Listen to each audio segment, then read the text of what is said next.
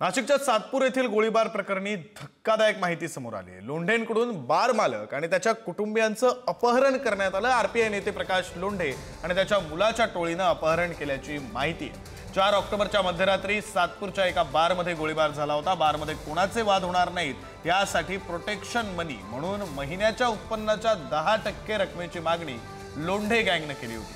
पूर्वनियोजित कट रचून बार मालकाला घाबरवण्यासाठी बारमध्ये जाऊन दहशत माजवण्यासाठी केलेल्या गोळीबारात एक ग्राहक जखमी झाला होता। या प्रकरणी या संपूर्ण गुन्ह्यातील मास्टरमाइंड प्रकाश लोंढेंचा दुसरा मुलगा भूषण लोंढे फरार असून पोलीस त्याचा शोध घेत आहेत। तर दुसरीकडे प्रकाश लोंढे त्याचा मुलगा दीपक लोंढेसह त्याच्या साथीदारांना अटक करण्यात आली।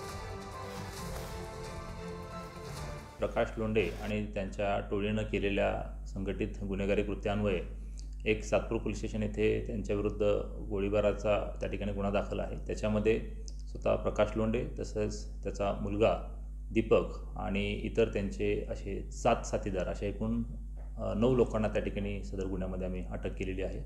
आज आम्ही या गुन्ह्यामध्ये गोळीबार प्रकरणाच्या गुन्ह्यामध्ये जेव्हा त्यांना मान्य न्यायालयासमोर हजर केलं तेव्हा त्यांना 12 तारखेपर्यंतची पोलीस कोठडी सुनावण्यात आलेली आहे। त्याच्या बाबतीतला सखोल तपास आम्ही आता करत आहोत।